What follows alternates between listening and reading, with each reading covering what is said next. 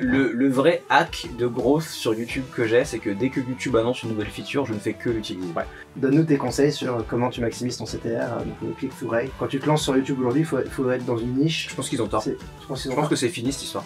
Vraiment, Google, ça me tabasse à quel point ils sont capables de sortir des trucs formidables avec une UI UX, mais on dirait que c'est le service public. Genre vraiment, j'ai l'impression de voir Amélie.fr. Bonjour Henri. Salut. Comment vas-tu? Extrêmement bien. Après cette matinée riche en surprises et en transport. On leur raconte ou Et en transpiration s'il vous plaît, parce qu'il fait chaud. Et en transpiration, il fait très chaud à la SACD. Voilà, mais ça effectivement, ouais. tu as révélé notre plus grand secret dans le studio SACD. C'est vraiment le secret, je pense, le moins bien gardé de l'histoire de France. Henri, qui es-tu et comment te présentes-tu surtout? Moi, c'est Hardisk sur internet et je raconte des histoires sur plein de réseaux sociaux différents. Ouais, c'est intéressant comme façon de se présenter. Ouais. On a bien posé la question comment tu te présentes et pas qu'est-ce que tu fais. Ouais. Parce que ça veut pas dire. Mais c'est que ça a été galère pendant longtemps parce que moi j'ai changé de contenu 3 fois. Hein. T'es déjà. Ouais. Attends, quasiment. Attends, j'ai le premier. C'est le troisième. J'ai commencé en étant un mec qui parle de tech autour de la vidéo, effets spéciaux, machin et tout, qui fait des tutos, trucs qui intéressent personne, tu vois. Ensuite j'ai élargi un peu en faisant les analyses de clips. C'était le premier truc pour moi chez Radio. Et maintenant, aujourd'hui, je peux littéralement parler de n'importe quoi. Et les gens ont suivi et c'est trop bien. C'était carrément une question que j'avais parce que j'avais bien identifié le premier et le deuxième et je me souviens des analyses de clips qui étaient très cool et que j'avais complètement regardé, notamment ce clip de Orelsan qui m'avait énervé. C'est cette vidéo où, en fait, au moment où elle sort, c'est la toute première analyse de clip. Et à l'époque, je suis avec juste un monteur dans notre tout premier bureau. On partageait un bureau, mais vraiment, c'était le bled, tu vois. Et à ce moment-là, je viens d'arrêter ma carrière dans la vidéo pour faire que du YouTube. En 2017, j'ai 50 000 € d'avance, donc de quoi tenir quand même quelques temps, tu vois, ça va. Mais cet argent commence à disparaître petit à petit, tu vois. Et je me dis bon, faut que ça pète, faut qu'on trouve un truc et tout. Et je sais plus comment on a eu l'idée, mais c'était en parlant avec d'autres gens, on cherchait des moyens en fait d'appliquer ce qu'on connaissait et ce qu'on savait faire à des choses que les gens connaissent. Comme ça, par association, ça intéresse plus de monde. Et on se disait putain, les analyses de clips, c'était en plus, on a eu beaucoup de chance, on a lancé ça au bon moment parce que si tu regardes les clips aujourd'hui, ils sont pas très intéressants. On n'est pas dans une vague de clips hyper intéressantes, mais à ce moment-là, 2017, 2018, t'as Orelsan, t'as Big Flo et Oli qui sortent des trucs avec des effets un peu rigolos et tout. Et à chaque fois, il y a un gimmick un peu. Et c'est cette période où on est passé le clip de rap c'est une GoPro en bas des cités à le clip de rap c'est un truc de bobo avec une petite barbe qui a une gueule à bosser en agence de com et qui est devenu réel, tu vois. Et maintenant c'est les labels qui font de l'usine de clips pour TikTok et YouTube qui se ressemblent tous et qui sont pas très intéressants à analyser. Donc on est vraiment arrivé au bon moment sur une période de 3 ans sur cette série là où on avait plein de trucs à dire à chaque fois, c'était génial. Et ça a pété mais instantanément, genre on a pété un pont, vraiment le truc a fait 120 000 vues en 6 heures, tu vois. Et du coup, c'était réfléchi dans le sens où vous avez voulu faire ça et ça a marché et tant mieux, ou vous avez eu l'idée de dire bon, on va faire ça parce que ça nous amuse. Ça faisait partie d'un truc réfléchi, ça nous amusait forcément, tu vois, mais ça faisait partie d'un truc réfléchi où on se disait comment on touche plus de gens avec ce qu'on sait dire et faire, tu vois. Okay. Et en fait, au final, si j'avais, tu vois, au final, cette analyse de clip, c'est moi qui explique comment Orelsan il s'est dédoublé. C'est encore un truc un peu effet spéciaux à l'ancienne comme je faisais, tu vois. Mais c'est appliqué à Orelsan. J'aurais pu faire le même tuto entre guillemets sans parler d'Orelsan. Ça aurait fait 4 vues comme d'habitude, tu vois. Ouais. Même sur un super film et tout, t'avais pas la même. En plus, c'est le clip, tu l'as fait assez rapidement de mémoire, c'était nous deux même. En fait, c'était le gimmick de cette série. Le gimmick de cette série, c'est que. Et c'est en fait ça qui l'ancre dans une époque qui était drôle, c'est qu'à l'époque, moi j'étais vraiment en mode. Je cherchais à faire des trucs qui fonctionnent mieux et tout. Et c'était un jeu parce que le clip sort, nous on n'était pas au courant que les clips sortaient, on commençait surtout à la fin de la série, on avait le contact avec tous les réals de la place parisienne, tous les labels, etc. nous parlaient un peu, certaines fois on savait, il y avait le label qui nous disait Big Flo et Oli, il sort un truc, vendredi à 18 h, soyez prêts et tout, donc on savait pas ce que ça allait être, mais on savait qu'un truc sortait. À la fin de la série on savait, mais au début on savait pas. Donc on a un truc qui arrive, plusieurs étapes. La première étape, est-ce que le clip marche? En général, quand c'est Orelsan, Big Flo et Oli et tout, on sait que ça va marcher, tu vois. Est-ce qu'il est intéressant parce qu'on a un truc à dire? Ok, il est intéressant, on a un truc à dire.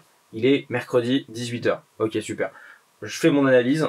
En général, à écrire, ça prenait même pas 1 heure parce que je Ouais. connais le métier. Donc tu vois, je regarde le truc, je télécharge le clip, je mets sur After Effects, je regarde image par image, je note des trucs, des inconsistances de Et trucs. c'est 3 minutes, c'est pas 1 heure de. Voilà, c'est pas 1 heure. Donc Ouais. en fait, ok, je note, là on voit une ombre qu'on aurait pas dû être là, machin, je faisais un peu genre comme Allociné, tu vois, genre mais en version accélérée, tu vois. Ok, super, mon truc est écrit, on enregistre le face cam, on fait vite fait la partie tutoriel et la vidéo est prête à être balancée à 6h du matin, donc on la schedule pour midi le lendemain, tu vois. Boum. Et c'était ça le jeu de cette série, c'est que vraiment c'était une époque C'est genre pas ce qui t'attendait. jeune, nuit blanche, bas les Ouais. couilles, on travaille 6 heures d'affilée le truc et c'était assez marrant parce que t'avais vraiment une époque où un artiste sortait un clip et nous on répondait même pas 24 heures après quoi, tu vois, et c'était assez marrant et moi ça m'a beaucoup touché parce que même Squeezie a fait une référence à ça, tu vois, c'est devenu un truc sur YouTube français. Ouais, on connaissait. C'était trop drôle quoi. Ça- Étiqueté. Et pourquoi t'as shifté vers autre chose? Parce que t'en avais marre? En fait, non, c'est pas ça, c'est qu'aujourd'hui, pour assurer une longévité, moi je vais être sur YouTube pendant 40 ans. Ok. Donc pour faire ça, il faut que tu aies plusieurs buckets de contenu qui fonctionnent. Ouais. Si tu as une seule série de vidéos qui marche bien et que tout le reste foire tout le temps, tu es à la merci de ta seule série qui marche bien. Donc déjà, on a développé d'autres types de contenus qui se sont mis à marcher autant, voire mieux que les analyses de clips. Déjà, c'était le côté sécurité. Et la deuxième raison, c'est que les clips sont mauvais. C'est pas faux. Et en fait, on n'avait rien à dire. Et à un moment donné, on s'était fait la blague, et je crois que j'ai jamais dit en public ça. On s'était fait la blague au bureau, on s'était dit en fait, les clips deviennent tellement mauvais. C'est tellement tout le temps les mêmes gimmicks. Parce que ce qui s'est passé, c'est que au début, t'avais des réals un peu bobos, créas, rigolos. Notamment, je dis ça avec amitié parce que c'est un mec que j'adore, Jérémy Levipon, big up, qui était notamment réal pour Riles. Qui sortait des trucs incroyables, tu vois. Et de cette vague-là est sortie une récupération de la part des labels et des sous-labels, parce qu'aujourd'hui les labels de musique, ils ont 200 sous-labels pour la musique urbaine, machin, enfin c'est un bordel, tu vois. Qui est que, en gros, on prend un peu les codes de ces trucs-là, mais on en fait une version industrielle et artistiquement très peu intéressante, et c'est tout le temps les mêmes effets, tout le temps la même chose. La caméra sort du truc du pistolet, c'est super C'est pas étonnant, on n'a jamais vu Et ça. ça tourne quand ça se Voilà, rapproche. j'ai envie Ouais. de me jeter sous les rails d'un train, donc c'était pas intéressant et en fait on s'est répété à l'infini. Et donc la blague au bureau, c'était on s'était dit mais en fait On va faire un bon. c'est même pas ça, c'est genre c'est tellement tout le temps la même chose que ce qu'on devrait faire, c'est qu'on prend les 4 effets qui sont tout le temps dans les putains de clips de ces maisons de disques, on les explique une fois et on rajoute le nom du rappeur en voix off avec une illustration et en fait on peut faire une vidéo réponse en 14 minutes parce qu'on a déjà tourné des segments et on les met tous côte à côte et c'est juste que toutes les vidéos se répètent, mais honnêtement les gens je pense n'y auraient vu que du feu pendant 4-5 vidéos. Et donc demain, s'il y avait un clip qui te parlait, sur lequel tu avais quelque chose à dire, tu le referais ou Non, je pense que c'est mort enterré, faut passer à autre chose, tu vois. Okay. C'est comme, tu vois, moi au début, quand j'ai analysé un peu ma carrière en mode qu'est-ce que je fais pour aller plus loin, l'exemple que j'avais, c'était Thibaut InShape. Okay. C'était vraiment l'exemple parfait que j'avais eu en 2017, parce que je me suis dit, ok, il a fait quoi? On est en 2017, Thibaut InShape, il sort une vidéo, je fais du sabre laser avec ma meuf. Ok, 7 millions d'abonnés, le mec parle de fitness à la base. C'est pas une critique d'ailleurs, il est très sympa, big up. Mais tu prends la chaîne de Thibaut InShape, tu classes les vidéos pour les plus anciennes. Des vidéos de Thibaut InShape en 2014, c'est le titre est imbitable et c'est vraiment genre liste de macronutriments importants pour prendre du muscle dans le bras droit le jeudi à 17h. Enfin, tu vois, c'est un bordel très technique, très bordélique. Et lui, il s'est mainstreamisé, tu vois. Et j'ai analysé ça en scrollant les miniatures. Tu vois les étapes, le cheminement mental qu'il a fait. En fait, on a fait la même chose que Thibaut InShape. Strictement la même chose. Et pourquoi ce choix alors qu'aujourd'hui, les gourous YouTube, comme on les appelle, te disent tous il faut se nichiser. Quand tu te lances sur YouTube aujourd'hui, il faut être dans une niche. Je pense qu'ils ont tort. Je pense que c'est fini cette histoire. Okay. Je pense qu'en fait aujourd'hui c'est un jeu de click-through rate et de rétention. Ouais. C'est un jeu vidéo. Vraiment. Hein. On joue à un jeu vidéo. Moi je joue à SimCity quand je suis sur YouTube Studio. Et c'est pas une question de niche ou de parler à tout le monde, c'est une question de divertir les gens. Parce qu'il y a aussi une autre erreur que les gens font qui est de se dire on se bat contre un algorithme, c'est l'algorithme et tout. L'algorithme il est le reflet des gens. Et en fait l'important c'est est-ce que les gens sont satisfaits d'avoir vu ce qu'ils ont vu. Et pour ça, autre truc très important, il faut absolument jamais écouter son public. C'est terrible à dire et à penser. Je n'écoute jamais mon public. Parfois, on me fait des reproches sur des vidéos où j'ai vraiment 500 commentaires qui me disent « ça c'est nul, faut absolument que tu changes et tout ». Mais si la donnée me dit l'inverse, je ne les écouterai jamais. Parce qu'en fait, le retour humain n'a plus d'importance. Parce que le retour humain, il est fait intuitivement par les données que te donne l'algorithme, qui est en fait le vrai reflet de ce qu'est l'algorithme. Et pour penser à ça autrement, en dehors du contexte de YouTube, c'est exactement comme tous les gens qui ont pour seule identité sur Internet de détester Apple et les produits Apple, parce que ça te donne une image un peu cool, tu vois. Contrairement au, je suis pas comme un mouton, tu vois, machin. Ouais. En vrai, ils achètent tous un iPhone. Et en vrai, dans leur fort intérieur, ils trouvent ça joli. Et peut-être que dans 3 ans, ils vont craquer, ils vont se prendre un MacBook Air. Et en fait, la différence entre ce qu'ils disent et ce qu'ils pensent est gigantesque. Ouais, j'ai vu ça là il y a quelques jours sur le teaser de One Piece qui est sorti où tout le monde a gueulé au moment où il est sorti, tout le monde disait c'est nul, c'est nul, c'est Ouais. nul. Et ensuite quand tu regardes les commentaires du trailer posté sur la chaîne Netflix, bah il y a quand même beaucoup de commentaires qui disent ah c'est trop bien, Ouais, ça trop fera hâte, sûrement des millions de et ça, c'est c'est vu spectateurs. aussi, c'est vu, tu vois, ouais. et tu te dis bah, il y a ce côté là de genre la critique facile quoi. Mm. C'est intéressant ce que tu dis. Mais ouais, il y a un peu ce truc classique de. Nous, on a plein de personnes qui me disent, mais là, j'ai changé ça pour les algos, pour les trucs. Et t'as envie de leur dire, reviens à la base de. Qui voit Alors, que les gens changer des derrière trucs aussi, pour les ouais. algos, c'est bien, nous on fait ça tout le temps. Hein. Ouais, Mais il faut faut faire, c'est obligé. garder en tête que Ouais. l'algo n'est qu'un reflet des gens. L'algo n'est pas une boîte magique. C'est En ça. fait, si tu veux, c'est aussi un truc de youtubeur que moi je déteste, c'est de dire genre, je suis shadowban. Alors Non, ça, tu es ah, juste le point mauvais. Godwin, C'est- le point c'est Godwin des horrible. youtubeurs. C'est vraiment horrible parce que tu passes pour un connard à dire ça. Mais j'ai l'impression de dire la stricte vérité. Ouais, Tu bah, vois. de ouf. YouTube te donnerait 40 millions de vues par vidéo si c'était rentable pour eux. Ils s'en foutent, ils ont pas d'état d'âme, ils en ont rien à foutre. Mais on aime bien cette idée qu'il y ait quelqu'un sur un ordinateur qui a fait ah hard disk, on va cliquer sur un Non. bouton et puis il va disparaître. L'algorithme Oui, m'en veut. c'est ça. Tu vois, nous on Il te connaît, a eu l'algorithme, un, C'est ça. on a eu un test par exemple il y a je sais plus 4-5 mois, on a essayé un nouveau bucket de contenu qui était un peu plus DIY, genre un peu rigolo. En gros, tu sais, j'avais fait une petite série de vidéos il y a très longtemps et j'avais réessayé de faire un épisode pour voir si ça marchait. Et la série de vidéos c'était est-ce qu'on peut faire du montage vidéo avec n'importe quoi. C'était un truc que j'avais fait avec un micro qui contrôle ma voix. Là on préparait une vidéo où on voulait le faire sur un frigidaire Android, tu sais, en installant machin et tout, nan, nan. Et là je l'ai fait sur une caisse enregistreuse en mode vas-y c'est marrant et tout, nan, nan. On teste. Ça a bidé comme jamais. Et parce que c'était pas assez bon, c'est tout. Par rapport à la démographie qui regarde mes vidéos, c'était pas ce qu'ils attendaient. Ils ont peu cliqué dessus et tout machin. Ça s'explique tout à fait logiquement le fait que cette vidéo était un flop monumental. Et bah qu'est-ce qu'on a fait? On a arrêté de faire ça, fin de l'histoire, et on essaiera autre chose plus tard. C'est pas un drame, tu vois. Mais T'aurais pu quand même crier en disant Shadowban. oui, et j'aurais pu faire ma vicose, tu vois, en faisant un YouTube. C'est terrible, ouin ouin, tu vois. Non, stop chouiner, tu vois, c'est insupportable. Pour moi, c'est vraiment le point Godwin des créateurs, quoi. C'est l'algo Shadowban, c'est genre dès qu'il y a un truc que t'as fait qui est pas bien et tout. Et le pire, c'est que tu peux pas dire ça sans passer pour un connard. Après, Après, c'est vraiment la vérité, hein, mais. Après, pour mettre un tout petit peu d'eau dans le vin, en ce moment, les vues sont dures pour tout le monde. Tout le monde a perdu en vues globalement. Ah bon? Ah ouais. Donc, Si c'est pas le cas pour toi, tant Bon, mieux. ça va touche du hyper doigt. bien. que tu Mais comme il y a quand même une guerre de l'attention, TikTok a pris beaucoup de parts de marché, etc. Il y a quand même une perte de vues générale, mais ceux qui font du bon contenu continuent à faire des vues somme toute correctes, mais peut-être un peu moins qu'avant. Mais En fait, quand tu dis ça, tu parles de quoi exactement? Parce que, en fait, quand il y a tu sais, il y a toujours ces périodes de perte de vue où on dit ah, en ce moment, YouTube, machin. ouais. Alors, il peut y avoir des trucs structurels, typiquement un nouveau réseau qui sort et qui chope des parts de marché à YouTube, et là, effectivement, c'est structurel au marché des vidéos en ligne où il y a forcément de l'intention qui va aller ailleurs. Mais si tu veux, le pool de viewers est tellement énorme sur YouTube que pour moi, YouTube fait moins de vues en ce moment. C'est pas que ça existe pas, mais ça a très peu de chances de t'atteindre. Ouais. Parce qu'il y a tellement. Tu vois, même si dans ton public, allez, t'as, je sais pas, moi j'ai bientôt 400 000 abonnés, imaginons j'en ai 50 000 qui sont concernés par le fait que, au lieu de passer 2 heures par jour sur YouTube, maintenant ils passent 1 heure parce qu'ils ont 1 heure qui est happée par TikTok. Ok. Et c'est personne, 100 000 personnes. C'est rien. L'algo YouTube peut aller m'empêcher 100 000 autres demain. Et, tu vois, genre, individuellement, l'impact que ça a, c'est quand même extrêmement rare que ça ait un impact incroyable, tu vois. Ouais, non, mais c'est pour ça que moi je te rejoins vachement, hein, mais il y a un mélange entre le fait que il y ait de plus en plus de créateurs et de créatrices sur la plateforme, donc il y a de plus en plus d'offres qui s'offrent aux viewers, et donc bah, il faut que je fasse mon choix, hein, parce que moi j'ai un temps défini, tu vois, je peux pas regarder toutes les vidéos, donc forcément je vais peut-être moins regarder un créateur que je regardais avant pour regarder le nouveau qui est arrivé, ou tu vois, donc il y a ce truc-là. Il y a les autres réseaux sociaux qui se sont installés, en effet, qui me prennent une part de marché. Et en effet, il y a je me suis installé dans un train-train quotidien d'un contenu qui est un peu toujours la même chose et qui se renouvelle pas. Et donc forcément, moi, je vais être attiré ouais, c'est par ça. quelqu'un d'autre, À la tu limite, vois. moi je me dis, démographiquement parlant, c'est pas très grave, tu seras remplacé par quelqu'un d'autre. Ouais, exactement. Statistiquement parlant. Exactement. Tu Donc vois. c'est juste Ouais. trouver le moyen de renouveler son propre contenu.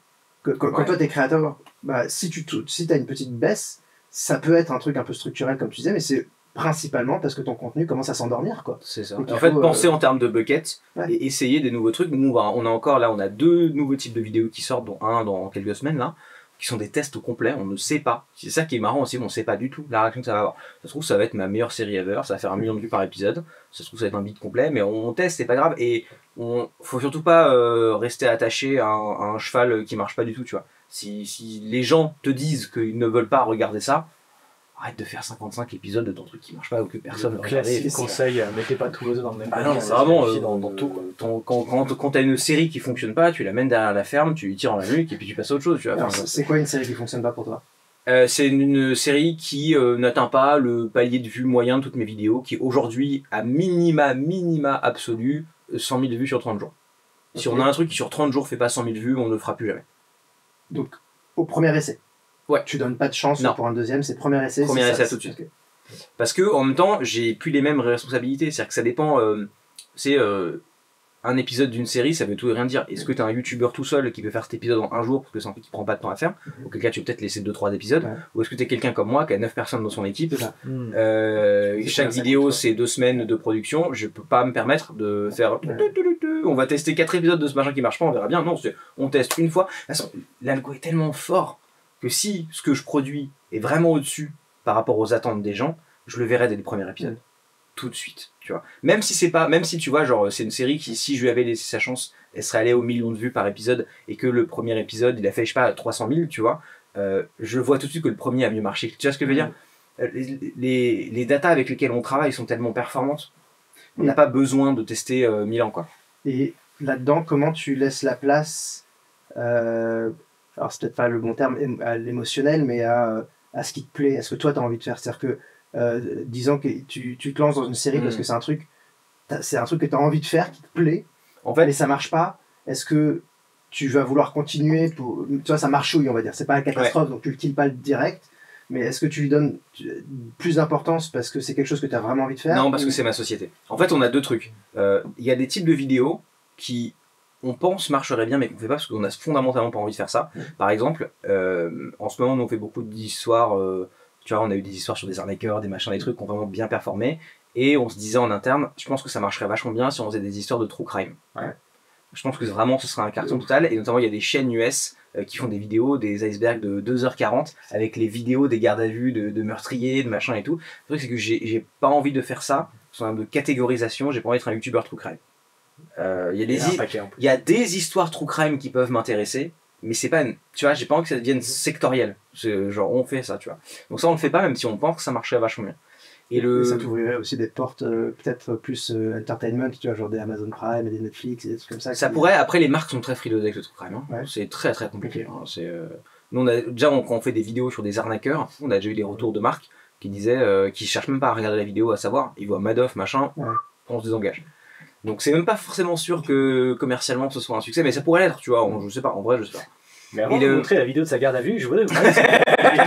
En même temps, faut faire attention à l'angle, quoi. Bah on n'est pas aux US, quoi. Mais le deuxième truc, c'est que avant d'aimer faire des vidéos, j'adore le jeu de YouTube. Ouais. Ça veut pas dire qu'on fait n'importe quoi, parce qu'il y a des séries de vidéos que je fais pas, parce que ça me plaît pas et tout. Mais c'est le truc premier que j'adore, c'est vraiment le jeu de YouTube, c'est le meilleur jeu vidéo du monde, c'est incroyable. Ouais, c'est marrant, j'avais jamais entendu cette façon de définir le truc, ça me plaît bien. Ouais. Bah, en fait, tu te bats contre une IA, c'est un Age of Empire, sauf que le village en face, c'est pas un village, c'est un chiffre de CTR et c'est une courbe de watch time. Ouais. Et toi, ton travail, c'est d'optimiser au maximum ce truc-là. Tu vois, par exemple, on a complètement viré les intros et les outros des vidéos, il n'y en a plus. Alors vas-y, donne-nous tes conseils, enfin aux créateurs qui se lancent.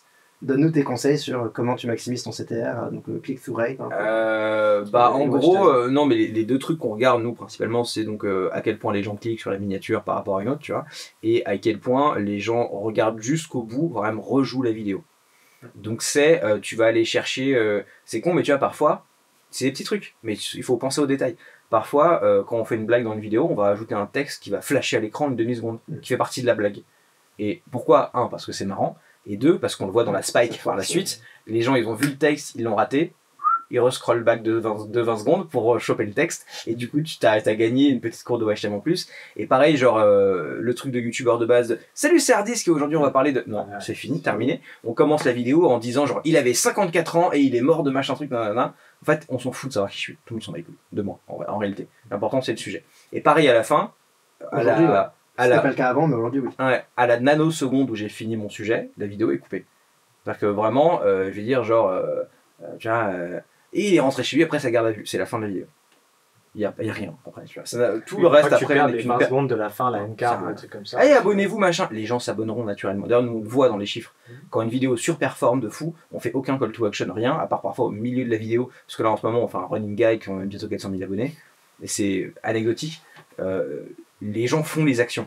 Mais donc tu laisses quand même une N-card ou même plus? On met une N-card, mais pendant que je dis la fin de l'histoire. Ouais. C'est-à-dire que vraiment, je suis en train de raconter l'histoire, mais il y a l'N-card qui apparaît, mais qui dure 5 secondes à peine, tu vois, qui renvoie vers une autre vidéo qui est en rapport avec celle-là. Parce qu'en gros, à la toute fin des vidéos, je vais juste faire un CTA vers une autre vidéo. Ouais. Typiquement, je parle d'un arnaqueur, je vais faire genre... D'ailleurs, si vous aimez ce genre d'histoire, allez voir cette vidéo qui m'a C'est histoire de créer une boucle. Ouais, pour faire des funnels de visionnage. Mais ça dure vraiment, mais si ça dure 5 secondes, c'est le bout du monde. Ouais.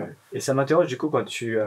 Est-ce que ça veut dire qu'en plus avec ta métaphore du jeu vidéo, c'est-à-dire que chaque vidéo que tu mets en ligne, vous y passez du temps manuellement, ou il y a des choses que vous copiez-collez, vous vous dites on reprend des trucs d'avant, ou est-ce qu'à chaque fois je vous veux dire dites, en termes de montage, tu vois, la N-card, la description, les tags, est-ce qu'à chaque fois vous vous posez dessus, vous vous dites ça limite on s'en fout et on reprend les trucs? Bah il y a des trucs qui sont entre guillemets copier-coller parce que c'est le même asset de N-card, et après on réfléchit à quelle vidéo irait bien avec celle-là. Après, les tags, on s'en fout, pour moi, ça n'a aucune importance. Ah bah, même YouTube le dit. Maintenant, marquer les tags ne servent à rien, juste si vous avez fait des fautes d'orthographe. Ouais, à la limite, on va taguer 2-3 trucs, genre tu vois, on parle du créateur de Minecraft, on met Minecraft, machin, mais je suis même pas sûr que ça sert à quelque chose. Et autant le mettre dans la description en vrai. C'est la même chose. Autant même dans la description. Et puis même, de toute façon, on sait très bien que YouTube va scanner la vidéo avec du texte, du speech to text. Ils savent très bien tout ce que j'ai dit à chaque seconde. Donc, le geste que tu fais. Ouais, c'est ça. Donc, ça a vraiment pas d'impact du tout. On se bat là-dessus sur les tags aussi, avec nos quelques clients qui disent alors attendez, il faudrait mettre les tags. Une liste de 20 tags à intégrer. Les boîtes sont tellement en retard. Moi, j'ai eu quelques clients comme ça en consulting aussi. Les boîtes sont tellement en retard, elles ont même pas idée qu'elles sont en retard. Alors, on leur fait une capture d'écran de la phrase marquée dans YouTube Studio que ça sert à rien. On leur envoie, fait ouais, mais bon, quand même, parce que sur Instagram, on s'en fout. Les experts SEO, ils ont dit qu'il fallait mettre tel tag ici. Non, je ne crois pas. Non. Donc, vous avez des clients en consulting pour YouTube et ils vous écoutent pas? Si, ils nous écoutent, mais je suis obligé de te mettre en porte-à-faux avec tes clients, je suis désolé. Non, mais c'est la pédagogie. C'est la pédagogie. C'est expliquer. Tu peux pas juste dire non, c'est pas possible. En fait, j'ai souvent eu ça, mais j'ai souvent eu ça avec les boîtes françaises aussi et t'écoutes pas du tout. C'est normal. Eux, déjà, ils ont besoin d'avoir une vision de toutes les plateformes, et donc c'est compliqué parce que toutes les plateformes ne sont pas les mêmes. Et donc en effet, sur Instagram, les tags marchent moins bien sur Instagram, mais ça marche quand même encore, tu vois, versus YouTube. Parce que les gens cherchent par tag sur Instagram. Et donc, ils ont des... Et ensuite, il y a l'évolution de la plateforme, parce que il fut une époque où ça avait son intérêt, les tags sur YouTube. Et aujourd'hui, plus du tout, mais donc ils ont juste pas suivi, parce que c'est pas leur taf de suivre l'évolution. Donc ils s'en remettent à nous, mais c'est vrai qu'ils ont quand même derrière un petit truc qui dit non, mais nous, moi je connais un petit peu quand même, donc attends, pourquoi tu me dis non? Alors attends, je vais t'expliquer pourquoi. Ah ok, donc une fois que tu leur as expliqué, une fois que tu as fait ton petit truc de pédagogie, ils t'écoutent, tu vois, mais il y a quand même ce petit... En plus, en ce moment où ça va vite, tu vois, enfin, tu t'es bien placé au sein. Toutes les semaines, il y a une nouveauté qui est annoncée, une nouvelle fonctionnalité, donc tu testes, tu vois ce qui marche pas, machin, donc c'est sûr que si tu leur dis on pourrait tester ça, il y a ça, mais ouais, ça fait 3 mois en fait qu'ils ont mis ça. Ah ok, donc les descriptions sur TikTok maintenant c'est plus 400 caractères. Moi le vrai hack de growth sur YouTube que j'ai, c'est que dès que YouTube annonce une nouvelle feature, je ne fais que l'utiliser. Parce que je sais qu'il la pousse, genre vraiment genre le tout début des shorts, et c'était vraiment, c'est limite si t'avais des témoins de Jéhovah chez toi pour dire on voulait pas faire un short. Genre vraiment, dès que YouTube sort un truc, il faut l'utiliser de manière abusive. Bah tu vois, moi je dis la même chose, les shorts à fond, mais là la fonctionnalité podcast, j'ai pas l'impression que ça prend tant que ça. J'ai pas l'impression que les gens poussent. J'avoue, je l'ai pas testé parce que j'ai pas de podcast, donc pour le coup j'avais pas de contenu adapté. Ouais, bah si, parce que tout ce que tu as, toi comme justement, toutes tes vidéos qui sont du storytelling pur, tu pourrais les mettre. C'est vrai qu'on les met sur Spotify podcast, par exemple. Tu vois, tu pourrais les mettre en podcast. T'as pas forcément besoin d'avoir l'image. Non. Juste en écoutant, ton histoire elle est canon et tu m'as drivé avec ton storytelling, donc c'est bon. D'ailleurs, quand on fait les vidéos, on essaye, c'est vraiment un truc qu'on réfléchit, on fait du contenu pour la vaisselle. Ouais. C'est hyper important parce que moi, c'est mon usage de YouTube très souvent. C'est j'ai YouTube sur mon téléphone à côté quand je fais la vaisselle. C'est exactement pareil. Mais du coup, tu penses ton écriture. Il faut qu'on n'ait pas besoin de l'image. Donc je vais jamais dire, d'ailleurs, regardez ça, machin. Regardez Non. attentivement. Ça va être, regardez dans cette image, on voit que machin truc. Ouais, grave. Donc tu peux voir ma vidéo si t'es aveugle, tu peux voir ma vidéo si t'es en train de conduire, tu peux voir ma vidéo si t'es en train de faire la vaisselle. On vous recommande pas en train de conduire. Hein. Ça Vous dépend. pouvez écouter. Moi je vous recommande regardez pas. l'Oculus Quest au volant, let's go. C'est clair. Mais non, mais donc du coup, tu pourrais tout à fait faire tes potes. On le fait sur Spotify. Podcast, Ouais. et c'est super simple en plus. C'est juste c'est une playlist dédiée qui s'appelle une playlist podcast. Mais c'est tout en fait. C'est tout. Et après, ça l'envoie sur YouTube Music automatiquement en fait. Ah, Ça te connecte à YouTube. Ouais, ils ont Voilà. raison, ouais, Donc ok. en un clic, t'as envoyé ton truc en podcast sur YouTube Music. Ok. Voilà. Je vois, C'est vrai que ce truc des fonctionnalités, c'est quelque chose que je répète souvent aussi en conseil, de quand il y a une nouvelle fonctionnalité, faites-le. abusé. Parce que je pense qu'il y a beaucoup de personnes qui n'ont pas la notion de qu'est-ce que c'est une nouvelle fonctionnalité qui arrive sur un réseau comme YouTube. C'est-à-dire que c'est des mois de préparation, avec des équipes verticales, avec des centaines de personnes qui sont sur le projet, qui doivent faire des réunions avec les big boss, de dire regardez, les lives sur YouTube, ça va cartonner. Donc vous imaginez bien que les premières semaines où ça sort, le big boss, il va vouloir te revoir en réunion, il faut que tu montes des courbes en disant oui, regardez, ça a marché. Ça a été Mais vu tu sais par que plein de gens, c'est paradoxal parce qu'il y a encore quelques années, je disais strictement l'inverse. Parce qu'on avait aussi eu un YouTube où, en fait, comme personne ne se parle dans cette société, la nouvelle feature poussée par l'équipe A, elle nique ce qu'est le travail de l'équipe B. Et moi, je me souviens très bien, pour suivre un exemple extrêmement précis, quand les lives sont arrivés sur YouTube, faire des lives sur YouTube, ça tankait ta chaîne. Tu ne faisais plus de vues, c'était fini. Pourquoi ? Parce que c'était un nouveau type de contenu. Que ce contenu, il était traité comme une vidéo en back-end sur YouTube, donc il y avait un CTR, il y avait le nombre d'impressions, le nombre de clics. Et en fait, comme les gens n'étaient pas habitués à te voir faire du live sur ta chaîne, alors que ça fait 7 ans que tu fais des vidéos par exemple, tu sortais un live, personne ne cliquait dessus, donc YouTube disait le contenu de cet utilisateur n'intéresse plus les gens, et donc en fait, tu étais dans une espèce de spirale infernale où tu faisais plus de trafic du tout, parce que le CTR des lives influait le CTR de la chaîne au global, et il y a un mec de YouTube, j'ai oublié son nom, mais qui est sur Twitter et qui fait des updates beaucoup, qui a dit c'est bon, ça y est, on a séparé. C'est bon, maintenant, pardon. on a rebranché les câbles, pardon. Ouais, Mais c'est vrai que c'est horrible, parce qu'il y a des mecs qui sont mis à faire du live et qui ont détruit leur chaîne. C'est Mais assez en plus, infernal. mais on l'a vu aussi avec les shorts, où ils ont mis, je crois, quasiment un an. Ouais. Au début, les shorts étaient séparés des vidéos longues. Donc on disait faites des shorts, Ouais, mais dans ce début, c'était séparé. Maintenant, il y a des interactions. Ça veut dire Mais que- moi au début j'avais peur avec les shorts parce que je me suis dit est-ce que ça va impacter la performance de mes contenus longue forme. Et justement ils ont séparé les deux. Aujourd'hui nos shorts ils cartonnent sur YouTube d'ailleurs.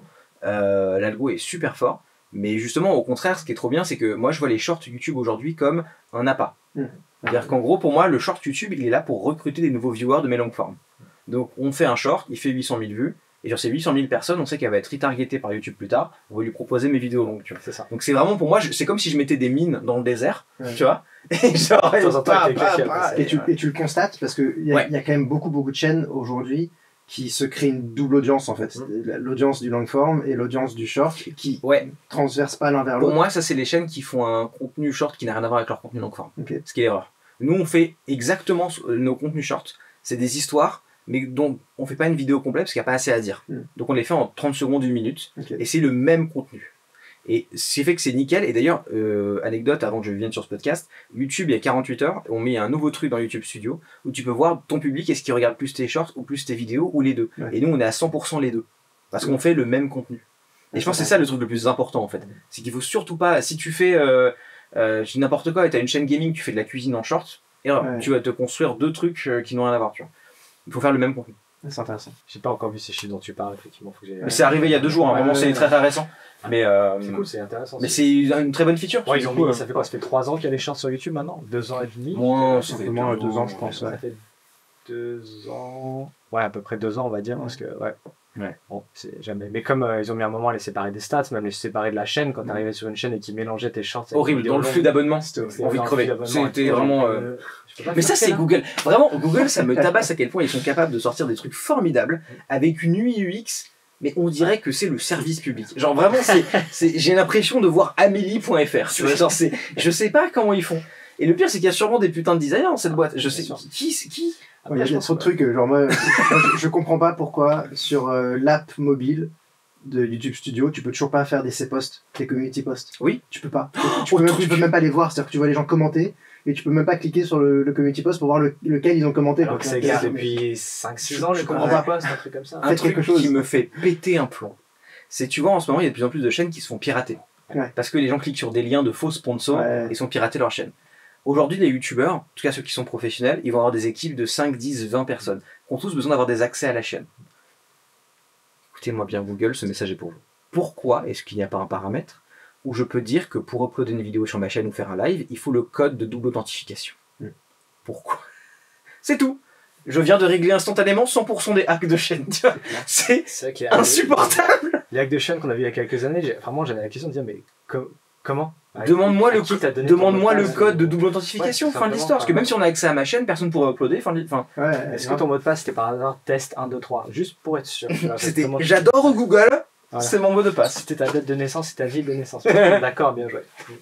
Non, mais en fait, c'est hyper bien foutu. En plus, il hijack la session avec le cookie. Quand tu cliques dans un lien d'une fausse OP, ils récupèrent ton cookie sur ton navigateur et ils sont passés pour toi avec ça. Ils n'ont même pas besoin des mots de passe. Est-ce que toi, tu peux nous parler un petit peu de comment toi tu t'es structuré, à quel moment, pourquoi et comment? C'est-à-dire qu'aujourd'hui, qui t'entoure, dans quelle forme juridique, tout ça quoi. Ça fait beaucoup de questions. Peut-être aussi combien de temps ça a pris, parce qu'on n'arrive pas du jour au lendemain tout seul à tout faire. J'ai commencé en 2017 avec juste un gars qui était un monteur. C'est le premier truc que tu prends quand t'es youtubeur. Jusqu'à aujourd'hui où j'ai 2 monteurs, 3 auteurs, une chargée de prod, 2 graphistes différents qui font des choses différentes, et un data analyst. Voilà. Qui, anecdote, vient de chez MrBeast et que j'ai récupéré. Allez. Ça c'était très très drôle. Et en fait, parce qu'on cherchait un data analyst capable d'analyser la data de YouTube et de changer nos décisions éditoriales et de montage par rapport à la data. Donc c'est très très spé. Et donc tu vas chercher ces gens-là du bouche à oreille, tu vois. Et il se trouve qu'il y avait ce mec-là qui s'appelle Richard, qui est québécois, et qui venait de passer 2 ans chez MrBeast et qui quittait son poste. Donc je lui ai envoyé un DM instantanément. Et c'est parce que c'est le mec parfait, parce que non seulement il a été chez les meilleurs, il est très très fort, et en plus il parle français. Il comprend les vidéos, tu vois. Et donc on bosse avec ce mec-là. C'est génial, je crois que tu es la première personne que je rencontre, créatrice, qui a un data analyst de manière régulière et pas juste un one shot en mode tiens, t'as des petits conseils. Non, c'est hyper important. Tu connais d'autres créateurs qui ont ça? Non. Aux US. Je connais aucun autre français qui fait ça. C'est aussi un deuxième message adressé à toutes et à tous. Voilà. Je vais recruter quelqu'un. Bon, monteur, monteuse en premier, ça je pense que. Monteur, auteur, c'est pour gagner du temps. Et après, tout le reste, c'est pour aller plus loin. Et non, et en fait, ce qui est assez marrant, c'est qu'aujourd'hui, c'est un travail qui est manuel, mais je pense que à mon avis, je pense qu'on est à 3 ans d'avoir des startups qui se montent, parce qu'en fait, ce qui est très drôle, c'est que nous, ce qu'on regarde beaucoup, c'est aussi ce que dit Google, et ce que dit Google, pas vraiment en public. Par exemple, il y a des papiers techniques qui sont sortis par des scientifiques de chez Google, qui font du machine learning, sur comment fonctionne l'algo de YouTube. Et aujourd'hui, on pourrait recréer l'algo de YouTube pour... c'est un truc que... Ok. Installez-vous. Mon idée, à la base, c'était quoi? Quand ce papier est sorti, qui fait 28 pages à peu près, je me suis dit, ok, combien ça me coûterait d'engager un ingénieur pendant 2 mois et de reconstruire l'algo de YouTube en local pour backtester mes vidéos avant de les publier. Comme ça, je vois comment il réagit en local, on change le montage, mon machin, tu vois, vraiment un truc de psychopathe. En fait, le problème, c'est que on n'a pas le dataset. Donc on a toute la logique. Tout ce qu'on n'a pas, c'est le jeu de données entraîné de l'algo qui fait qu'il réagit comme il réagit. Et on n'a pas aussi ce qu'on appelle les weights, c'est-à-dire qu'en gros, l'algo de YouTube a 150 points différents qui regardent pour savoir si cette vidéo est mieux que celle-là, et on ne sait pas quelle importance il donne à tel point ou à un tel point. Ça, on ne le sait pas. Ce qui change toutes les semaines en plus, je pense. Il doit changer même en temps réel. Très honnêtement. Tu vois, typiquement, quand là, au moment où on se parle, il y a le sous-marin qui est allé voir le Titanic et tout machin. Peut-être que pour lui, le fait qu'une vidéo soit newsworthy, c'est plus important en ce moment. Et à mon avis, il doit ajuster en temps réel parce qu'il se passe ça en ce moment et donc il faut pusher ces vidéos-là maintenant, tu vois. C'est une mécanique. Mais toujours est-il que je pense qu'on est vraiment à 3 ans d'une startup qui fait un plugin pour le logiciel de montage où tu peux avoir une courbe de watch time simulée sur ton montage en temps réel parce que en fait, quelqu'un aura recréé un dataset pour faire ça. Et ça, les premières personnes qui auront ces outils-là vont cartonner, tu vois. Et en plus, avec tous les progrès avancés de l'intelligence artificielle, même si sous ce label, des fois, on met tout et n'importe quoi, un petit big up à toutes les personnes très mal payées dans le monde entier pour vérifier des sets de données voilà, pendant des jours et des jours. Je passe un big up à l'Indonésie, qui est en fait l'IA du monde. Voilà. Et j'ai lu un gros article c'était en Ouganda, ou je sais plus où, pareil, où c'était vraiment les usines à l'ancienne, quoi. Mais est-ce que... J'ai perdu le fil, du coup, à force de faire tous ces big ups, j'ai perdu le fil de ce que je vais dire, mais... Ouais, c'est-à-dire que YouTube, ils ont cet avantage par rapport à d'autres systèmes, et Google Bard, etc., c'est qu'ils ont leur truc de milliards de vidéos à étudier, etc. Mais est-ce que ça va pas être des boîtes qui vont choper justement ces données et te dire ta vidéo, limite, tu vas dire coucou ChatGPT, coucou Hardis GPT, je veux faire une vidéo comme celle que MrBeast, donc il prend tout le truc de MrBeast, fait voir ton montage et il va pouvoir te faire tes retours En fait, là où, de mes connaissances techniques, qu'est-ce qui empêche de faire ça pour l'instant? C'est l'accès aux jeux de données. Parce que même si on a accès à Google Bard, on va pas pouvoir aller pinguer le jeu de données qui est derrière. Donc il faudrait limite un accès pro ou que Google fasse un produit pour ça, ce qui n'est pas impossible un jour, pourra pas. Si on a besoin d'argent. Jamais. Et le deuxième truc, c'est la capacité machine à reconnaître des choses en temps réel.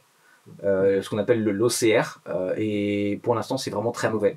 Il y a des bons algos qui existent qui sont capables de dire humain, téléphone, table, machin. Mais de là à comprendre ce que tu dis, à comprendre que ça c'est... Et à comprendre le style YouTube, à se comprendre que je suis en train de regarder un facecam d'un YouTuber, ça c'est une illustration, c'est un b-roll, ça machin, on n'y est vraiment pas du tout. Voilà, petit message, si vous avez des super ingénieurs sous la main, des développeurs et des gens qui sont prêts à monter ça. Idéalement c'est nous qui le développerons, moi j'adorerais que ce soit nous qui prenons un ingénieur pour être les premiers à faire ça, super. De ce qu'on m'a dit quand j'ai essayé de voir si on pouvait en faire un produit limite qu'on vendrait, tu vois. Aujourd'hui, l'état de l'art ne permet pas de faire ça, mais c'est une direction dans laquelle on va, tu vois. Clair, tous ces outils qui se développent pour faire des tests AB sur tes vignettes, etc. Si tu avais un outil comme ça pour ta vidéo et te dire où est-ce qu'il y a un problème sur ton montage en fait, ce serait un outil qui simulerait 10 000 êtres humains, qui seraient des viewers de vidéos en ligne, et qui simulerait leur taux de satisfaction à différents moments, tu vois. Ça me paraît pas impossible. Non, moi non plus. Black Mirror saison 7. Je pense que en vrai, mais tu sais que attends, qui c'était? Il y avait un collectif de youtubeurs qui avait fait une web-série où il y avait une IA qui aidait les youtubeurs. C'est qui déjà? C'était avec Bertrand Huskla. Oui, c'est avec Bertrand Huskla.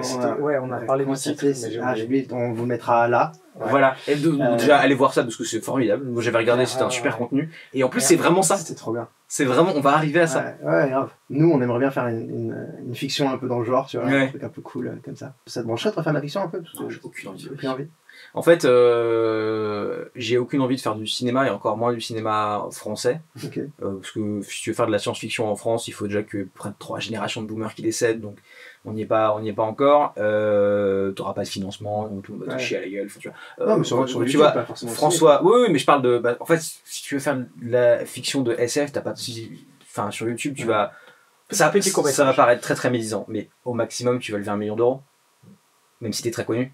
Même si t'es noob, tu vois, et c'est beaucoup d'argent, 1 million d'euros pour faire un film de science-fiction, c'est une semaine de tournage, donc ça marche pas, tu vois, on peut pas avoir un budget Marvel ou un budget machin, tu vois. Moi mes inspirations c'est Michael Bay, tu vois, donc c'est impossible, quoi. Donc non, et puis en plus le process de, je pense que c'est pas que c'est fini, mais j'ai pas envie de travailler sur un projet 5 ans qui sortira dans 7. C'est exactement ça. C'est hors de question. Et sur lequel tu perdras en plus la main surtout. Et sur lequel, en fait, même si je suis réalisateur, j'ai le contrôle de rien parce que j'ai l'annonceur, le studio, le machin, le truc, le bidule, le RSE, et qui va faire la même chose de dire, bah tu sais là, ta fin en fait où le héros il meurt, on a testé sur des gens et on préfère qu'ils meurent pas en fait. Ah bon? Et on va mettre une couche de social parce que tu comprends, c'est dans l'air du temps. Ah bon? C'est pas le sujet en fait. Pareil, je viens du monde du ciné à la base et clairement quand j'ai découvert YouTube, c'était ça, c'est vraiment la rapidité avec laquelle les choses se font, quoi. C'était une idée, on y va, on tourne, je pense que vraiment c'est une question de génération qui va décéder, et je suis très sincère sur ce point. Je pense que l'écosystème média, et particulièrement en France parce qu'il est très vieillissant, va radicalement changer sous les 20 ans, parce que la génération qui va prendre sa retraite et qui est aux commandes, elle va être remplacée par des gens qui sont pas un peu plus évolués qu'eux, mais par des gens qui sont dans un autre monde. De ouf. Ça qui est dingue, parce qu'encore aux États-Unis, je parle beaucoup des US parce que je suis matrixé, mais aux États-Unis, t'as quand même des gens de 50 ans qui sont un peu au courant de ce qui se passe, ils sont plus au courant, ils sont plus modernes. En France, les patrons de radio, les patrons de chaînes de télé, c'est des vieux monsieur, quoi, tu vois, et qui sont pas entourés de gens pour leur expliquer ce qui se passe, tu vois. Et donc quand ces gens-là vont être remplacés par des gens qui regardent du TikTok depuis le Covid, ça va être vraiment un autre monde, tu vois. J'ai très très hâte, moi, de ça particulièrement. C'est clair, ça me fait penser, pendant le Covid, on a participé à un appel à projet du CNC, parce que, spoiler, on a très très envie de remonter un simili YouTube Space, comme tu disais tout à l'heure, en off, pour que les gens puissent se réunir, mais aussi pour pouvoir offrir des studios qui sont plus adaptés aux créateurs YouTube, parce que en effet, fond vert, fond bleu, fond noir, fond blanc. En fait, faut un PC avec un facecam, c'est un truc de streamer aujourd'hui YouTube. Exactement. Et donc, du coup, de concevoir les trucs. Voilà. Et l'idée qu'on a derrière tout ça permettrait aussi, possiblement, de mélanger le monde de YouTube et le monde du cinéma. ce qui aujourd'hui n'est absolument pas mélangeable, quoi. Les quelques excursions. Tu penses que tu vas y arriver? Moi, je pense que c'est incompatible. En termes de tournage, on en parlera après, mais. Mais soyez en passant, si j'ai tort et que tu y arrives, je suis très heureux. Hein. Alors, je sais pas si on y arrivera. Je te souhaite que ça. Je pense que c'est impossible, mais je te souhaite que ça. Mais donc on a participé à cet appel d'offres CNC et on a eu une réponse négative du CNC. La responsable m'a appelé derrière et j'ai vraiment passé 1h30 au téléphone avec elle, où elle me disait mais votre projet il est génial, c'est exactement ce qu'il faut, mais je vous le dis tout de suite, le CNC ne pourra jamais vous aider parce que les responsables des commissions, ceux qui sont dans les commissions, sont des vieux qui ne comprennent rien à la technologie et ce que vous leur proposez. Ils ne comprennent même pas. Ils savent même pas ce que c'est YouTube. C'est un problème extrêmement franco-français, c'est que l'écosystème médiatique français, moins sur Internet, parce que c'est plus des indépendants comme nous, mais c'est le seul endroit où tu trouves des indépendants, est cadenassé par le public et par les subventions. Les médias français, et tu vois, le premier exemple, c'est la presse. Demain, il n'y a plus de subventions, il n'y a plus de journal papier. On est cadenassé par... Ils vivent sur notre argent. Et le problème, c'est que du coup, très bien, à la limite, pourquoi pas, mais qui décide de cette bourse publique? Une bande de vieux boomers. Et on se retrouve avec l'écosystème média qu'on a en France. C'est pas compliqué, hein, enfin, Mais voilà, prenez vos retraites, s'il vous plaît. Et pour enfoncer une porte ouverte, on avait eu le même genre de retour avec une commission à l'aide à la fiction au court-métrage, moyen-métrage d'une région de France, dont on ne citera pas le nom par respect, qui pareil nous avait dit mais votre projet est trop bien, et je crois que c'est toi qui les avais aussi au téléphone, où on les, je sais plus si on était tous les deux, et qu'en fait pendant une demi-heure, 3/4 d'heure, on leur a expliqué aux personnes ce que c'était YouTube, enfin parce qu'ils comprenaient pas, parce que c'était un projet destiné à YouTube, mais comment ça YouTube? C'est-à-dire que vous allez diffuser de la fiction sur YouTube, mais c'est qui le diffuseur? C'est qui la chaîne télé derrière? Non mais il n'y en a pas, c'est YouTube. Non mais il y a un diffuseur derrière, oui, YouTube. À la fin, ils te disent mais c'est trop bien. Au début, quand j'ai vraiment lancé la structure en société et tout, je me suis dit ok, on va essayer de passer du temps à choper des financements publics, parce que c'est comme ça que ça marche partout. Et en fait, j'ai complètement arrêté, parce que en fait, tout seul, tu n'arriveras jamais à obtenir un financement public. Et surtout, c'est à tel point cadenassé en France qu'il y a des sociétés privées qui sont lancées, dont le seul but est que tu les payes pour qu'ils aillent faire des recherches de financement à ta place, des recherches de subventions à ta place. Tu es obligé de graisser la patte à une boîte publique pour accéder à un truc qui est censé être public. Et du coup, je préfère passer mon temps à faire du bon travail dans le privé avec des clients privés qui sont contents de moi, plutôt que d'aller chercher de l'argent qui normalement devrait m'être dû au même titre que tout le monde. C'est pas normal, quoi. Il y a des trucs un petit peu opaques, mais dans tous les domaines d'aide publique, etc. Et c'est vrai que la création du web, forcément la création sur le web a attiré plein de choses, parce que ça faisait quand même un peu du greenwashing, social washing, de dire regardez, on a fait une bourse de 5 000 € pour les projets web, on est moderne, on est branché, et puis en fait... Mais à la limite, c'est même pas contre les subventions, que ça existe, que ça existe pas, très bien, tu vois, mais c'est l'accès aux subventions qui est honteux, quoi. Enfin... Et pour finir sur une note positive quand même là-dessus, il y a quand même un truc qui est fantastique, c'est les aides qui existent aujourd'hui pour les créateurs du web. Oui, ça c'est vrai. Faut pas non plus... vraiment pas dans les autres pays, tu vois, genre en Belgique il n'y a rien, enfin genre les pays voisins, quoi, en Belgique il n'y a rien, même je suis pas sûr qu'aux États-Unis il y en ait beaucoup, tu vois. Mais tu vois, typiquement, je suis très reconnaissant envers le CNC au début, parce que le CNC m'a accordé une aide une fois, en 2019. J'ai fait 4 demandes de dossier depuis, j'ai jamais été réaccepté. On a eu l'aide une fois, et c'est tout, mais j'en suis quand même reconnaissant parce que c'était un bon exemple du système qui marche. Tu vois, parce que vraiment, je sors de nulle part et je connaissais personne là-bas.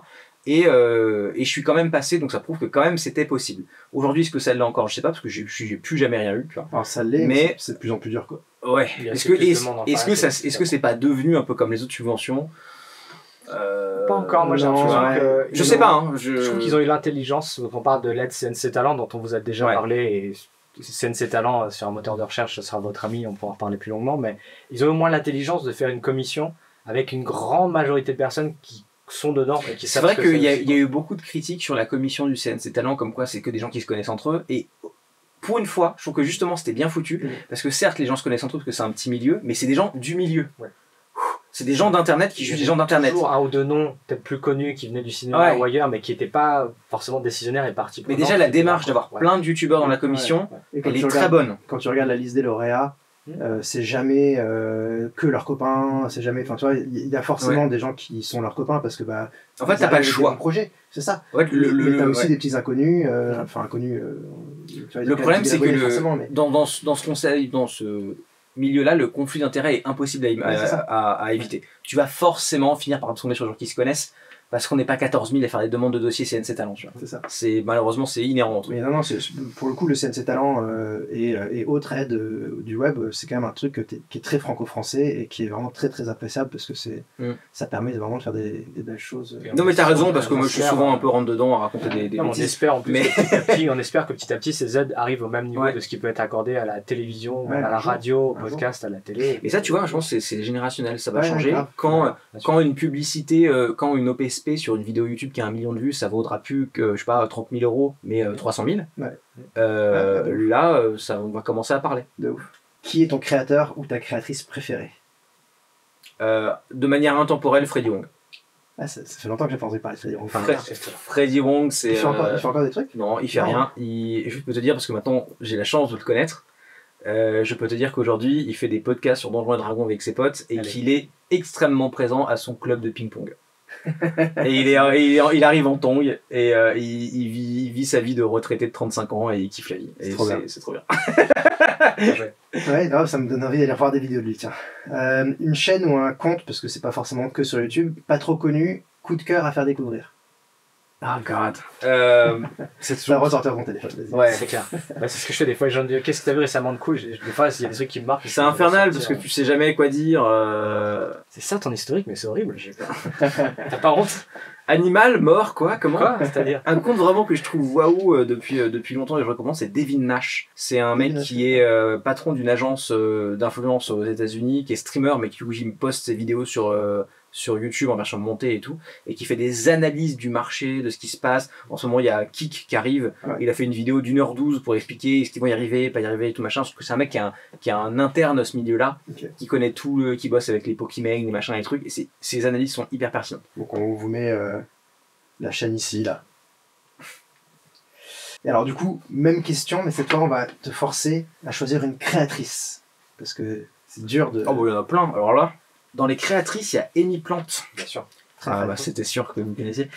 Qui fait de la tech et qui pour moi est un mix entre Lena Situation, Casey Neistat et Micode. Exactement. Ouais, ça se tient. Ouais, non, mais c'est comme ça qu'on l'a décrit. Ça pourrait être foireux parce que ça n'a rien à voir, mais ça marche incroyablement bien. Et c'est super ce qu'elle fait. Elle a un storytelling qui est dingue et une façon d'utiliser les voix off. C'est vraiment trop magnifique. Mais c'est quelqu'un avec qui on en avait parlé en off, on avait échangé avec elle sur le temps qu'elle passe au montage et tout. Bien, elle est super gaulerie en plus. C'est quoi ta plateforme préférée? Clairement, si je vais faire un top 3 sans ordre particulier, ce serait LinkedIn, YouTube, TikTok. Ok. C'est vrai que t'es très actif sur LinkedIn et en fait, LinkedIn fait très bien d'ailleurs. LinkedIn pour moi ça a longtemps été un truc de fils de pute d'école de commerce. Et en fait je me suis rendu compte il y a très longtemps qu'il fallait l'être. Non, c'est même pas ça, c'est qu'en fait c'est le Twitter des gens qui sont plus adolescents. C'est génial parce qu'en fait moi je m'en sers comme Twitter. Et quand tu as cet usage très précis de LinkedIn, c'est le meilleur réseau. Parce que au lieu d'avoir l'avis de Jean-Mich dans la Creuse sur le truc politique actuel, tu vas pouvoir suivre dans tous les sujets qui t'intéressent les 10 plus grands experts. Et moi, ma timeline LinkedIn est remplie des 10 plus grands experts des 4 sujets qui m'intéressent. C'est passionnant, c'est génial. T'as pas le bruit, quoi. Tu te débarrasses du bruit que tu peux avoir sur un Twitter. Et parfois, t'as des débats, mais c'est des débats contre gens. Tu as un député qui va popper un truc, tu as genre quoi? C'est respectueux. C'est respectueux et c'est des gens qui sont dans ce milieu depuis 20 ans et qui ont des avis hyper étayés. Et c'est génial. C'est vrai. Ça ressemblerait à quoi le projet de tes rêves? Je vous surprends, c'est pas de mes rêves, mais c'est un side project qui me ferait beaucoup rire. Moi, il y a un truc qui n'est pas encore beaucoup arrivé en France parce qu'il n'y a pas l'argent en France. Mais c'est les youtubeurs qui lancent des boîtes un peu en mode créateur économie, genre Mr Beast Burger et tout machin. Et un des trucs que j'adorerais faire dans ma vie, si ma carrière me donne la chance de le faire, c'est de l'agroalimentaire. Ça n'a rien à voir. Mais l'agroalimentaire c'est large, est-ce que tu as déjà une idée j'ai plein d'idées. Du Hardee's Burger ou du... Non, j'ai plein d'idées de produits. Moi je suis vegan depuis très longtemps. Et par exemple, tu vois, il y a plein de produits que je retrouve quand je suis souvent aux US, que je ne retrouve pas en France, c'est con, mais en France, il n'y a pas un sandwich triangle vegan. Pas un. Et tu vois, l'idée de faire un truc en collaboration avec Donna en marque blanche et de faire des sandwichs triangles dans les gares, moi ça me fait kiffer, c'est drôle, tu vois. Et Alors, il y a Mr. V qui s'est lancé avec sa pizza. Et tu vois, mais moi ça m'a fait marrer quand il a sorti ça parce que j'étais là genre yes, c'est le premier qui tente. Et en fait moi ça me fait gaulerie de Mais ouf. ça marche. De faire les sandwichs avec ma grosse gueule dessus, juste pour rire, moi ça me fait mourir de rire. Bah, Donna, si vous Donna. passez par là. Ou une autre marque que Donna, parce que bon, Donna c'est pas non plus de meilleure qualité ever. Mais... Tu manges? Je vous reconnais pas, j'en mange pas depuis 10 ans. Genre, je crois que la dernière fois, moi, ça devait être sur une aire d'autoroute parce que vraiment, t'arrives, il y a qu'un seul truc. En plus, moi, je suis juste végétarien, mais même pour trouver un truc végétarien, t'es genre, hey, il y a 40 références de sandwich, mais il y en a En deux. France, ça va, non? Oh, non, ah oui, pour les sandwichs, sandwich, bah, tu prends des chips, quoi, comme un connard. Voilà. Le sandwich végétarien, c'est le thon. Oui, c'est ça. Oui, bien sûr, le classique. C'est quoi ton meilleur souvenir en tant que créateur? Ah bah c'est évident, c'est le moment où j'ai rencontré les gens qui étaient mes idoles adolescentes et que c'est devenu des copains. C'est le truc le plus incroyable qui m'est arrivé toute ma vie. C'est que vraiment, moi je me souviens très bien avoir 15 ans, regarder Corridor Digital et Freddy Wong, et vraiment le hasard de la vie a fait que c'est devenu des potes, pas 10 ans après, mais genre un truc genre, je sais pas, 6-7 ans après quoi. Ouais. C'est vraiment un hasard, c'est vraiment moi j'ai commencé à aller fréquemment aux États-Unis sur un coup de tête, en mode je dormir sur le côté de la route, je me bats les couilles, j'y allais avec zéro thune, machin. Je les ai rencontrés parce que c'était des potes d'un mec sur un forum avec qui je parlais, tu vois, mais c'est un niveau de délire, tu vois. Et puis au final on s'est bien kiffé, puis on est resté copains avec toutes ces années quoi. Et ça c'est trop bizarre quoi. Quand c'est des gens qui sont tes idoles, ça fait. C'est génial, tu vois. Casey, si tu nous écoutes, c'est clair. peut-être j'ai l'apéro de Three of Je Us. suis là. Stop by Paris, c'est very good. C'est quoi ton meilleur souvenir au YouTube Space? Haha, bah c'est pareil. Alors lequel? Lequel de quoi? De YouTube Space. Ah, ben, Ah oui, c'est vrai que toi tu vas pas mal à LA et tout ça. Non, mais le YouTube Space à Paris. quand même. Bah le YouTube Space à Paris en fait c'est la même chose qu'à Los Angeles mais c'était pas la même échelle tu vois. Ouais. Mais le meilleur truc du YouTube Space c'était pas les studios parce qu'en fait les studios du YouTube Space ils ont toujours été très génériques. Donc c'est très compliqué de les appliquer à toi ce que tu fais, fallait bon sur un décor et tout machin. C'était pas super adapté je trouve l'offre. En revanche tout l'intérêt du YouTube Space c'est les soirées qu'on a pu faire là-bas. Vraiment quand tu commences à te professionnaliser dans YouTube, on n'imagine pas l'impact que ça. Quand tu commences à te professionnaliser et que tu es invité à des soirées par Google où tu vas passer 2-3 heures avec Enjoy Phoenix, avec machin truc, et en fait c'est même pas en mode fanzouz, même s'il y a une part de ça, parce qu'il y a des gens t'es là genre ah putain, tu vois, moi par exemple Enjoy Phoenix je la trouve trop forte, tu vois. Je suis un fan, ça n'a rien à voir, je regarde pas souvent ses contenus en plus, pareil. mais d'un point de vue gestion de carrière, le fait qu'elle soit encore là, je la trouve incroyable cette meuf. Et donc bref voilà, tu croises ces gens là et tout, t'as l'occasion de parler un peu avec eux, de leur poser 2-3 questions et tout, ça te change une carrière. Parce qu'en fait ça te step up mentalement à un point auquel tu te rends même pas compte, sauf des années après. Et moi ça m'a énormément aidé, tu vois. Les soirées du Space pour ça. Ça n'a pas de prix. Et juste entre nous, hein, personne n'écoute, ça a été quoi ton pire projet en tant que créateur? Ton pire souvenir, c'est très facile, c'est quand j'ai réalisé un court-métrage pour David Lafarge Pokémon. Ok. Et j'ai aucun regret parce qu'en fait, je l'aime beaucoup encore aujourd'hui. J'ai beaucoup d'affection pour lui. C'est un gars qui s'est pris la célébrité et la richesse dans la gueule alors qu'il vient d'un milieu social qui n'est pas habitué à ça, donc il n'a pas les comptables, il n'a pas les codes, il n'a pas machin, donc il a vrillé. Il va beaucoup mieux aujourd'hui. Ouais, j'ai vu. En fait, ce qui a été très dur, c'est qu'Internet a été très très méchant. Avec lui, l'Internet a toujours été très très méchant. En fait, toi, t'as subi aussi sur ce truc-là? Encore aujourd'hui. Encore aujourd'hui? Bien sûr, c'était il y a 6 ans. Bah, ça remonte. Ouais, mais on me harcèle encore là-dessus. En gros, ce qui s'est passé, c'est que j'ai réalisé ce truc pour David Lafarge en 2016, maintenant, c'était pas très longtemps. Ouais. Les premières 24-40, c'était un petit court-métrage qui était un peu cringe, voilà, mais c'était pour sa communauté, c'est pour fêter, je suis pour 1 million d'abonnés. Ouais. C'était censé être un petit truc léger, rigolo, on s'en fout, tu vois. Et donc je fais ça avec lui. Et les premières 48 heures se passent super bien. Tout son public adore. Ça fait plaisir, c'est rigolo, ça le sort un petit peu et tout, ok. Et après, tombe dessus les réseaux sociaux et JVC. Ça devient une campagne de harcèlement total. Et c'est là où j'ai vu les pires côtés d'Internet et les pires gens d'Internet. Parce qu'il y a des gens, notamment qui étaient sur une web TV très connue, qui ont fait un react du truc en le défonçant, machin truc. Et ça, à la limite, ils ont le droit, c'est pas ça. Le problème, c'est que j'ai vu beaucoup de créateurs qui étaient extrêmement hypocrites parce que ces mêmes personnes qui en public me défonçaient parce que ça faisait des stats m'envoyaient des DM pour me dire je suis vraiment désolé, on est obligé de le faire parce que ça fait des stats, mais en vrai je t'aime bien et tout machin. Et tu vois le pire de l'être humain en fait. Parce que tu vois, genre, tu te fais harceler pour les stats avec tes harceleurs qui t'envoient des DM pour s'excuser, tu vois. Le niveau de matrixage, tu vois.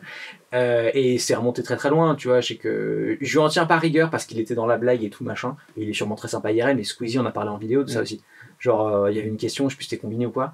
Il disait qu'est-ce que t'amènerais sur une île déserte, le court-métrage avec David Lafarge Pokémon, et en fait il se rend pas compte que derrière il relance. Moi, quand Squeezie a fait ça en interview, j'ai repris 6 mois dans la gueule de messages, de trucs, de machin. Et c'est pas de sa faute. Honnêtement, sincèrement, je lui en veux pas. Mais ça s'est passé, factuellement, tu vois. Ça c'est le problème de c'est le problème de quelqu'un qui a une telle audience que mais je suis persuadé qu'il pensait pas mal. Ouais. C'est ça, c'est pas mal intentionné, mais forcément quand tu as une audience comme ça, mais voilà, t'es obligé de faire hyper attention à ce que tu dis. La blague que tes potes auraient compris, mais quand tu t'adresses à des millions de gens, bah, il y a toujours. D'ailleurs, être Squeezie, ça doit être insupportable. Ouais, c'est dur. Vraiment, j'envie aucunement sa position. Vraiment, il peut dire un truc sans faire gaffe, un peu tendancieux vite fait, ça devient une merde selon tout internet demain. Les gens sont tarés quoi. Si t'es éternué dans la rue et que t'as pas mis ton coude de ta main, fais te dire. Non mais tu vois vraiment là, sa position, c'est horrible. Moi, je me sentirais enfermé par mon audience. Tu vois. Et la dernière question qui est est-ce que tu as des actualités? Est-ce que tu as de la promo à faire? Est-ce que j'ai de la promo? Écoute, non, on commence à streamer sur Kik en ce moment là parce qu'on teste des trucs. Tu crois? Écoute, oui, et c'était pas le cas il y a 3-4 mois. Ok. J'ai complètement changé d'avis sur Kik. Et j'ai pas eu de contrat de Kik. Pourquoi en fait? Parce que, et c'est paradoxal, c'est pas parce que Kik est une plateforme géniale qui va tout niquer, c'est parce que Kik est une plateforme intelligente remplie de créateurs. C'est-à-dire qu'au capital de la société, qui est matriculée en Australie, il y a des créateurs. Et c'est eux qui prennent les décisions au niveau du board. Okay. Et c'est une petite boîte, start-up et tout. Et versus Amazon. Petite, ils ont quand même des billes maintenant. En termes de RH, les gens qui sont assignés à Kik, s'il y a 20 personnes, c'est pas du monde. Okay. Ils ont juste beaucoup d'argent et un gros compte AWS. Mais tu vois, leur façon de communiquer, leur façon de communiquer, il y a un Discord où tous les jours il y a un changelog avec les développeurs qui sont sur le Discord et qui disent on a fixé tel bug, on a rajouté tel truc. Ils sont au taquet. Il y a une communication avec la communauté. Voilà. Et à l'inverse, Twitch, mon analyse actuellement du marché, mais ça peut changer, c'est que Twitch n'est pas une mauvaise plateforme dans le sens où je connais des gens qui bossent chez Twitch qui sont brillants, qui veulent faire au mieux et tout, mais Twitch de par sa place dans le marché ne peut faire que trahir les créateurs parce que ça fait 10 ans que ça coûte du pognon à Amazon notamment, que Amazon n'en peut plus et que Amazon serre la vis pour que Twitch extorque le plus d'argent aux créateurs possible. Et donc, tu peux avoir les gens les plus bienveillants dans cette structure. Si tu as les actionnaires derrière qui te disent bah, attendez, là, on est que à plus 10%. Et tu vois, c'est pas pour dire, il y a un discours pour dire ouais, Twitch, c'est des connards et tout. Non, c'est une bande d'êtres humains, avec des abrutis dedans, hein, mais avec aussi des gens qui sont brillants et qui veulent vraiment bien faire, mais qui, dans le contexte de cette structure, sont bloqués. Et pour moi, Twitch ne peut faire, dans les prochaines années, que se saborder. On a vu qu'il y a 2 semaines encore, ils ont failli bannir les partenariats avec des marques. S'il n'y avait pas eu un tollé, ils l'auraient fait. Et à mon avis, étant donné que j'ai aucune confiance, je suis persuadé que d'ici 6 mois, ça va revenir. Ils vont le mettre en discretos dans le contrat par un avocat qui va écrire ça, machin, et ça va passer, tu vois. Le fait que sur Twitch, on ait une exclusivité à la plateforme, alors qu'ils ne nous rémunèrent pas pour cette exclusivité, c'est scandaleux. Enfin, personne ne fait ça dans le monde, d'avoir une exclu avec une plateforme non rémunérée, c'est un délire. Tu vois, 50% de rev share sur des dons, c'est énorme, tu vois. Énorme, et voilà, et tout ça pour dire que je pense que c'est pas genre Twitch c'est des connards et Kik c'est vraiment trop bien et tout, c'est structurellement, si on regarde le marché d'un œil complètement reculé et qu'on enlève l'affect, Twitch ne peut que se saborder et Kik ne peut que grimper. De toute façon, je suis convaincu que n'importe quelle plateforme qui arrive aujourd'hui sur le marché et qui discute avec sa communauté, comme tu disais sur Discord, machin, il ne peut que gagner en fait. C'est-à-dire qu'aujourd'hui, il y a que ça soit Twitch ou YouTube ou Instagram, tous les créateurs se plaignent du manque de communication avec la plateforme, qui ne peuvent pas obtenir quoi que ce soit, tu vois, les comptes supprimés, il n'y a personne qui te répond, ou des... Mais tu sais, je trouve ça délirant, et là, ça va faire un peu privilège influenceur ce que je dis, mais il ne faut pas oublier que j'ai 9 personnes qui bouffent grâce à la chaîne YouTube. Moi, ça me fait halluciner que j'ai autant de gens qui dépendent de moi, et que mes vidéos YouTube performent, et que j'ai aucun contact avec YouTube. Ah, c'est ouf. Hein. J'ai pas de partner manager, aujourd'hui, chez YouTube. J'ai personne. Et c'est pas une volonté de ta part? Non. J'adorerais avoir un contact chez YouTube. Et t'en as eu un à une époque ou pas du tout? Très brièvement. Très brièvement, en 2018, il y avait une nana qui s'occupait de moi qui était d'ailleurs brillante. Justine? très probablement. Quand t'avais quoi, genre 100 000 abonnés? Ouais. C'est ça. Et Justine, du coup, j'avais oublié son prénom, c'était il y a des années, tu vois. Mais je me souviens d'elle parce que vraiment, c'était la première fois que j'avais un contact avec Google et que j'avais autre chose que des réponses copier-coller. Ouais. Que quelqu'un qui comprend. Où vraiment, elle me disait, non, ok, ça va pas, effectivement. Je te donne un état des lieux dans 48 heures, je vais parler aux bonnes personnes. C'est rassurant, tu vois. Ouais. Et aujourd'hui, j'ai accès au support créateur chez YouTube, qui est en gros un agent probablement dans un pays du tiers-monde, qui malheureusement, le pauvre gars, il fait comme il peut, mais ils ont délégué ça, tu vois, de manière dégueulasse, quoi. J'ai pas de partner manager chez YouTube avec qui je peux parler. C'est assez particulier parce que justement à cette époque-là, il y avait des gens qui s'occupaient des créateurs et créatrices qui avaient à peu près 100 000 abonnés, tu vois, donc il y avait quelqu'un qui s'occupait de ça, et ceux qui s'occupaient d'au-dessus, et les choses ont un peu modulé, et du coup j'ai l'impression qu'il y a un peu un dôme. Bah ouais, il y a une bulle de entre je sais pas combien et je sais pas combien, il y a plus personne qui s'occupe de ça, tu vois, c'était des gros créateurs, c'est des top créateurs, et enfin tu vois, entre les deux, ils s'occupent un peu moins d'eux. Normalement, ça devrait couler et ils devraient te repasser à la personne à la bonne personne, mais si tu réponds pas pendant tu vois, genre s'il y a 2-3 mails qu'elle t'envoie où tu réponds pas, ils te kick. Tu vois, et donc c'est possible que ce soit pas, et donc du coup c'est possible aussi que t'aies peut-être pas reçu ou le mail il y a eu un de communication, voilà. Et je sais que j'ai eu 2-3 échos de créateurs qui m'ont dit attends, tu peux nous mettre en contact avec YouTube parce que j'avais toujours des parler, et ils me disent bah ouais non mais en fait nous on avait contact avec lui mais il répondait pas, donc on a arrêté d'avoir contact avec lui. Donc là il y a aussi des histoires un peu comme ça. C'est bizarre comme process quand même, hein, ouais, c'est un peu chelou, ouais. Mais pareil, j'imagine qu'il y a tellement de créateurs. Non, ouais, c'est dur à gérer. Je sais que ça fait très népotisme et horrible ce que je veux dire, mais pour moi, quand t'as suffisamment d'audience pour que ça devienne ça a un impact fort et qu'en plus t'as des emplois qui dépendent de ça, on devrait avoir un truc support où on peut se loguer avec notre compte pour vérifier qu'on a bien X audience, et je suis désolé de le dire, avoir un meilleur support quand on a une plus grosse audience. Mais je dis ça même pour moi, dans le sens où pour moi c'est impensable que Squeezie ait le même support que moi sur YouTube. Ouais, de ouf. Je préfère que Squeezie ait un meilleur support que moi, c'est normal, il y a 70 employés qui dépendent de ce mec. S'il a un problème à minuit et demi sur son compte YouTube, il faut que ce soit réglé à minuit 40. Tu vois, et c'est normal. Moi, ça peut attendre 24-48 heures, ok, mais c'est très bien d'avoir ce contact quand même. Tu vois. Tout le monde parle au nom de YouTube. Tout le monde dit YouTube a fait ça, c'est des bâtards et tout. Et j'aimerais bien que YouTube parle au nom de YouTube. Ils le font jamais. Ils le font. Et j'aimerais qu'ils me disent comment eux, quand ils se prennent une sauce, ils le ressentent. Ouais. Parce que moi, à chaque fois que YouTube se prend une sauce, je me dis, c'est un peu pas de leur faute. Enfin, tu vois, genre, en fait, YouTube. Il faut aller prendre des anciens. Ouais, quand ils prennent une décision, ils vont énerver énormément une partie du débat. Bien sûr. Toujours. Ouais. Et leur position est très compliquée. Et ça, ils le font pas. YouTube France, en tout cas, ne parlera jamais. YouTube Global peuvent le faire dans certains cas très particuliers, notamment quand MrBeast a interviewé. Mais ils vont faire une fois sur VidCon, là, je sais quoi. Là, ouais, mais voilà, c'est très. C'est pas pour le faire avec le top 3. C'était Suzanne à l'époque, Robert Kinsel et je sais pas qui répondait aux interviews. Personne d'autre limite parlait en son nom. Suzanne, en vrai, si on rembobine un petit peu le film, Suzanne, elle s'en est pris plein la gueule. Et bah, c'était une putain de bonne patronne de YouTube.